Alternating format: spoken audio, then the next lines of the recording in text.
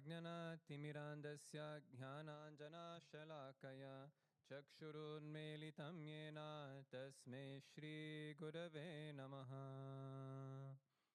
Jai Gurudev, bonjour tout le monde. Alors je vous promets, c'est la dernière fois que nous parlons de Jadabharata. Alors, comme je l'ai dit la dernière fois, cette conversation entre Jadabharata et le roi Rahugana dans le canto 5 s'étend sur 4 ou 5 chapitres. Et c'est en quelque sorte la dernière partie de l'histoire avec Jadabharata, qui est le dernier maillon de la lignée des rois, du roi Brihavata et ainsi de suite. J'ai littéralement choisi au hasard un verset parmi ces 4 chapitres pour aujourd'hui, et c'est un très beau verset. Il est tiré du canto 5, chapitre 11, verset 17.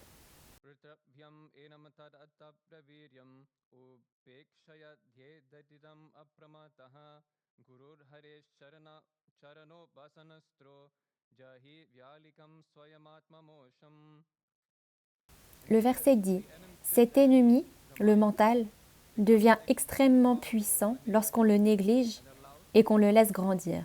Restez donc pleinement vigilants. À l'aide de l'arme de l'adoration des pieds du Guru et de Sri Hari, détruisez ce voleur trompeur qui fait que vous vous perdez. » Ce chapitre en particulier, bien sûr dans ces 4 chapitres, il aborde différents sujets, mais ils sont toujours étroitement liés au renoncement. Car Jadabharata, et en particulier Jadabharata dans sa 3e vie, parle de la difficulté et combien il est dur de renoncer correctement, de la bonne manière, comme il l'a expérimenté dans ses 2 vies précédentes. Et l'une des raisons principales pour lesquelles c'est si difficile, c'est l'attachement. Et l'attachement se crée dans le mental.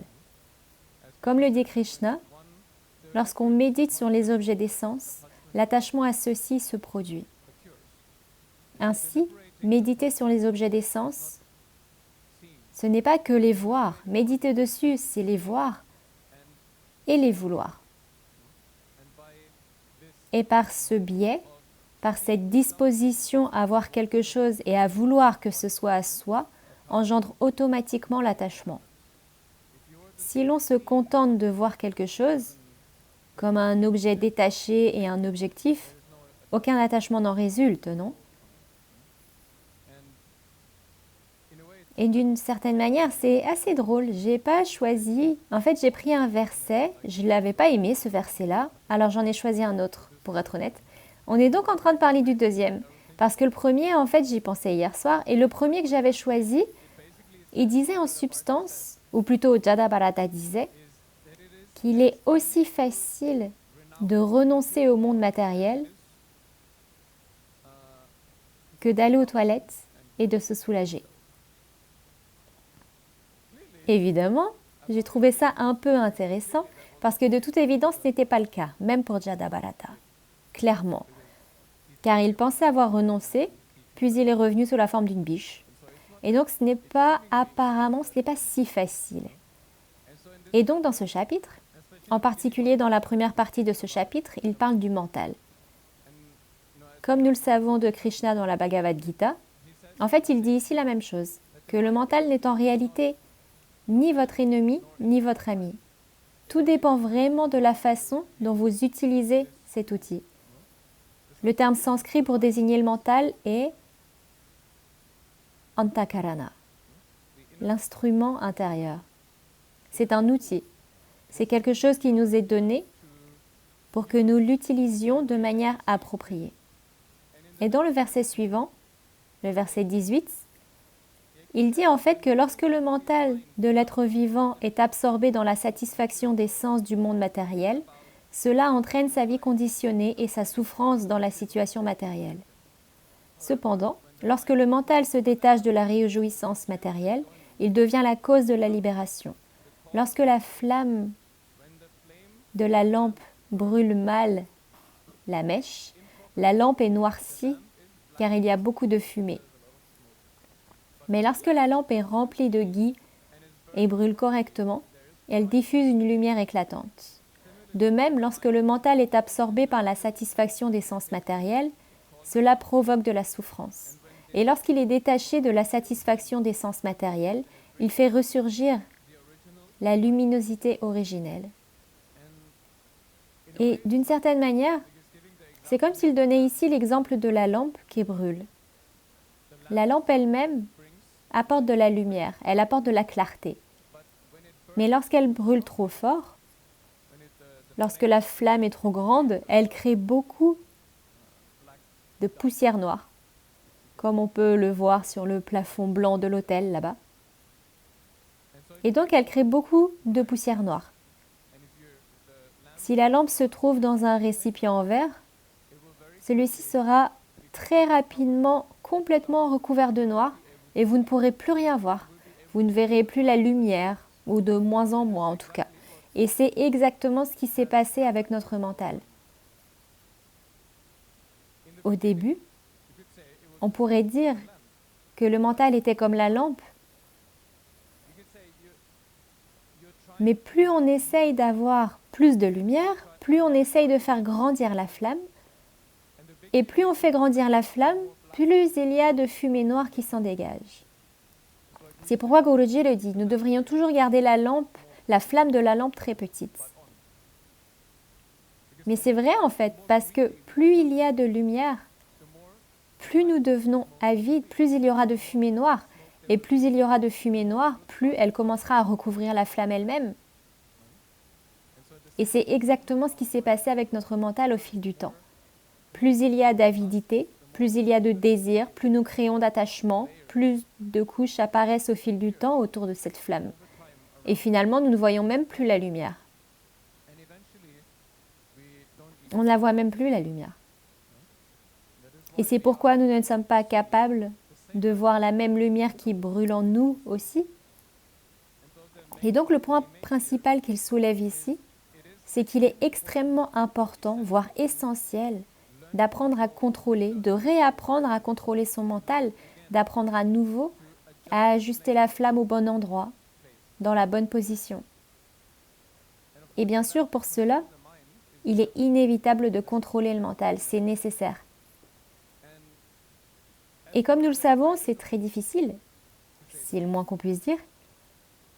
Et ce qu'il dit en fait, c'est qu'il n'y a qu'une seule façon de le faire. Et ça semble vraiment très simple et nous le savons tous, mais il dit que c'est simplement en concentrant ce mental sur l'adoration du Guru et de Dieu. C'est ce qu'il dit, non? Et il y a en fait deux histoires que je voulais partager qui illustrent très bien cela. Vous savez, Guruji aime toujours, ou bien très souvent, appuyer sur les boutons. Et il aime, une chose qu'il aime beaucoup dire, ou qu'il dit très souvent dans les satsangs, c'est à quel point nous sommes hypocrites. Je ne sais pas pour vous, mais moi je n'aime pas trop entendre ça. Je ne sais pas, à chaque fois qu'il se tient là, genre vous êtes de tels hypocrites. Je me dis, super, merci Guruji, j'adore que tu dises ça. Non, c'est pas vraiment ça, non? Il y a un peu d'acceptation, oui, d'accord, c'est vrai, mais quand même, on préférait être appelé autrement. Oh, t'es un si grand dévot, ça sonne mieux que tu es un hypocrite, je ne te ferai jamais confiance, non? C'est aussi Guruji l'a dit à maintes reprises. Je ne te ferai jamais confiance. Et ce n'est pas qu'il ne fait pas confiance à l'Atma, c'est à ce mental incontrôlé qu'il ne fait pas confiance. Parce qu'il n'est pas digne de confiance, ce mental incontrôlé. Il y a une histoire dans la vie de Guru Nanak qui se passe lors d'un de ses premiers voyages. Il était en train de voyager et il y avait un homme très riche appelé Sajjan. Sajjan signifie ami. Il était très riche et il était très, du moins quand il parlait, il était très, très humble et il faisait de grandes choses. À côté de son immense demeure, il a construit une mosquée pour les musulmans et un temple pour les hindous. Et il a fait de grandes choses. Il faisait toujours, vous savez, des dons caritatifs et tout ça. Mais la raison pour laquelle il était si riche, c'est qu'il se déguisait en ami, il invitait les gens à rester chez lui, et pendant qu'il dormait, il les tuait et il leur prenait toutes leurs affaires. Sadjan, l'ami. Guru Nanak est venu chez lui et il l'a invité très amicalement à passer la nuit chez lui.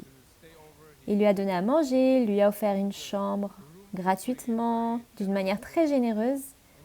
Et il a vu l'éclat de Guru Nanak. Il s'est dit qu'il devait sûrement être très riche. Alors il a essayé de lui faire plaisir. Et il a fini par lui dire « Tu devrais aller te reposer, tu devrais aller dormir. » Et Guru Nanak a répondu « Oui, oui, oui, mais on ne peut pas aller dormir sans chanter avant, sans louer le Seigneur. » Guru Nanak a donc insisté pour qu'il chante. Et il a chanté ce Shabad. Le Shabad disait, je ne connais pas sa mélodie, mais en substance il dit, le bronze est brillant et éclatant, mais si tu le frottes, il noircit à cause des impuretés, et celles-ci se déposent sur tes mains. Il a ajouté, les vêtements blancs, les temples et les mosquées n'ont aucun sens si le cœur est rempli de poison. Tout ce qu'il disait dans le Shabad était littéralement comme un miroir direct devant le visage de Sadjan. Et ce Shabad continuait encore et Guru Nanak répétait le même Shabad jusqu'à ce que Sadjan finisse par fondre en larmes,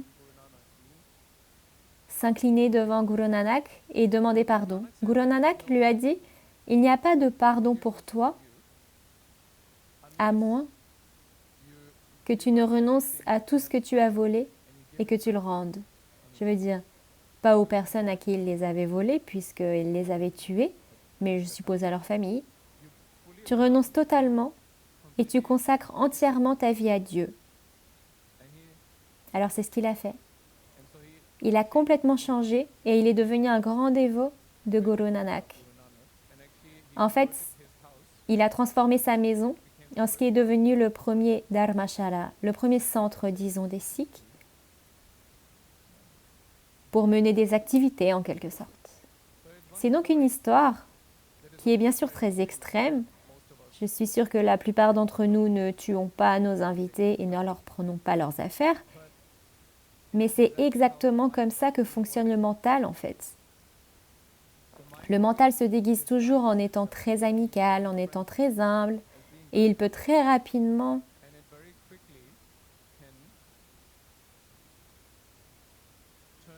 tout bouleverser. Nous en avons beaucoup parlé dans le contexte de Jadabharata, à quel point les actions du mental sont subtiles. Et donc la deuxième histoire, je suis sûre que vous la connaissez tous, c'est l'histoire de Bailena. Guruji l'a racontée à maintes reprises, mais je l'aime beaucoup et je pense qu'elle correspond parfaitement au thème de, disons, la sincérité. N'utilisons pas le mot hypocrisie. Bailena, l'histoire de Bailena, c'est que, encore une fois, il s'agit de Guru Nanak, qui résidait dans son ashram. Un yogi est venu lui rendre visite.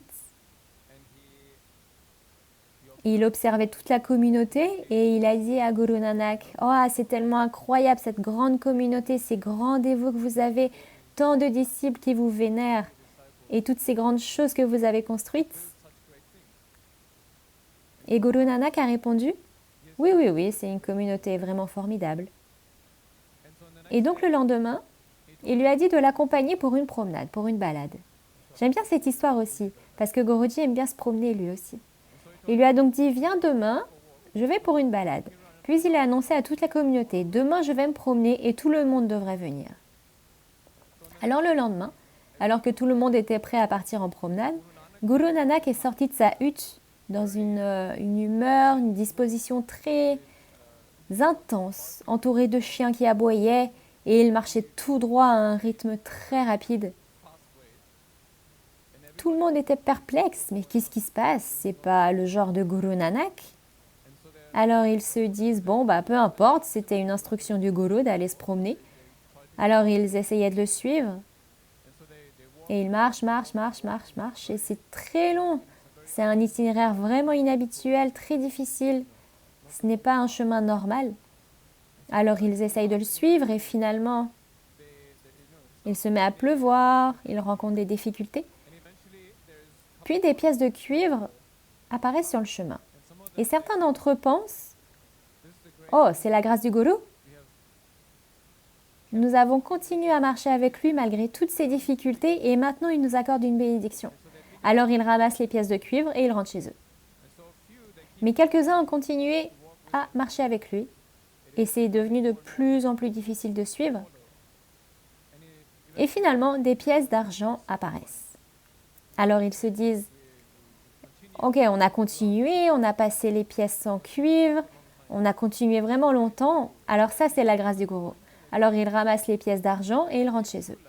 Finalement, il ne restait plus que quelques personnes qui continuaient à marcher et finalement, il y a des pièces d'or qui se présentent. Et ils se disent, ah c'est la grâce du gourou, il nous donne ses bénédictions. Ils ont donc ramassé les pièces d'or et ils rentrent chez eux. À ce stade, il ne reste plus que 3 ou 4 personnes avec Guru Nanak, y compris le yogi.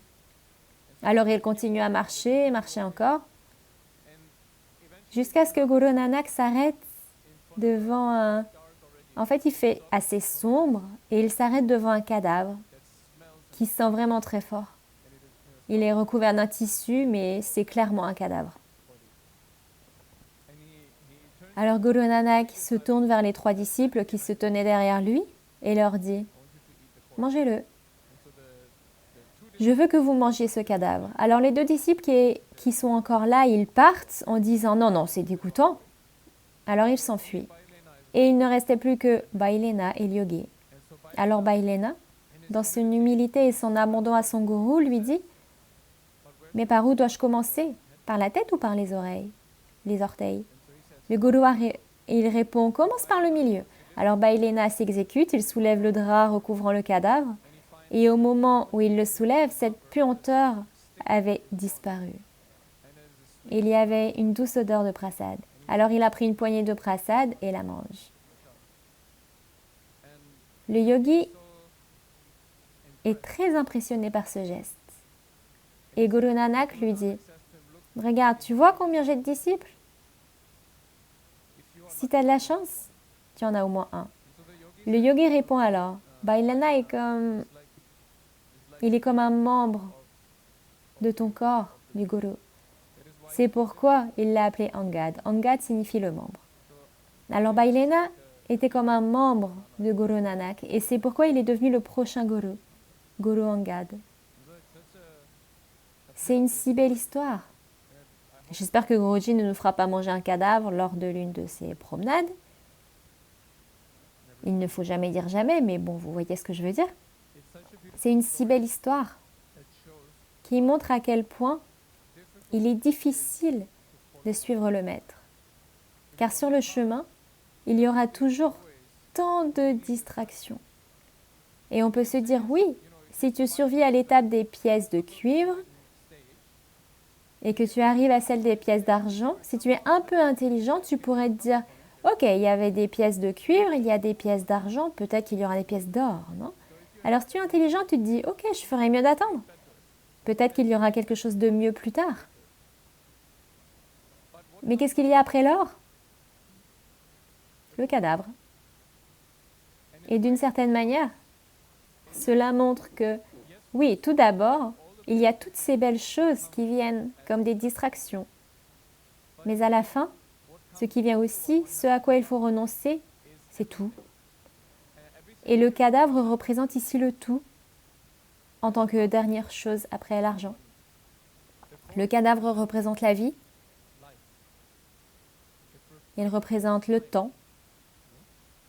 Il représente cette chose à laquelle nous nous accrochons le plus. Et donc, comme on le lui demande, pour lui rappeler qu'il doit tout donner, en s'abandonnant au Guru, à Shri Hari, il faut tout lâcher.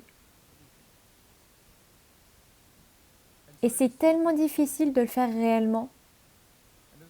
Et bien c'est ça que montre cette histoire. Et c'est pourquoi c'est si beau. Un véritable disciple est comme un membre du Guru lui-même. C'est comme un Anga du Guru lui-même. Et la vérité, c'est qu'en réalité, nous avons tous la possibilité de devenir un Anga du Guru. Tout dépend simplement des choix que nous faisons, que nous choisissons de faire. Soit nous nous retournons sur les pièces en cuivre, soit nous choisissons de fuir dès qu'on nous dit de manger le cadavre. Cela n'a pas vraiment d'importance, parce que tous les autres disciples s'enfuient, non? Et donc devenir un membre de Guru, devenir en quelque sorte comme le Guru, c'est très difficile, car il faut tout abandonner. Oui, Jadabharata a montré tout au long de sa vie, de ses vies, à quel point c'est difficile. Mais dans cette dernière leçon, d'une certaine manière, il montre aussi la solution qui nous montre combien c'est possible. Car il a réussi en fait, il lui a fallu, au moins dans ce lila, 3 vies. Il avait eu de nombreuses vies auparavant, mais il lui a fallu 3 vies avec l'intention intense et sincère d'atteindre la libération. Et ainsi, il montre que oui, c'est difficile, mais c'est aussi possible. Et il donne également le remède pour y parvenir dans ce verset. Il dit que cela n'est possible qu'en gardant le mental fixé sur l'adoration du Guru et de Dieu. Que c'est la seule solution. Oui, très souvent, nous parlons de la difficulté du chemin spirituel. C'est vrai, ça l'est. Mais en même temps, nous avons aussi souvent tendance à trop compliquer les choses à cause de nos attentes. Voilà combien de temps ça devrait prendre, voilà ce que nous devons faire, voilà ce que devrait être le résultat de ma pratique de Kriya pendant X mois ou années. Et alors je devrais avoir atteint ceci ou cela. Encore une fois, c'est un rappel du cadavre du temps. Ce n'est pas la durée de votre pratique qui compte. C'est l'intensité et la sincérité avec lesquelles nous le faisons. La sadhana, le seva ou quoi que ce soit d'autre que nous pratiquons, c'est ça qui est important. Et ainsi, pour conclure l'histoire de Jadabharata, voici la toute fin du canto 5, chapitre 14, verset 46. Il est dit « Quiconque écoute, récite et apprécie le récit sacré du saint roi Bharata, dont le caractère, les qualités et les actions sont pures et honorées par les dévots du Seigneur, obtient toutes les bénédictions pour lui-même, en particulier une longue vie, la prospérité, la bonne fortune, la renommée, l'élévation au ciel et même la libération. » Et c'est à peu près dans le même ordre que les disciples de Guru Nanak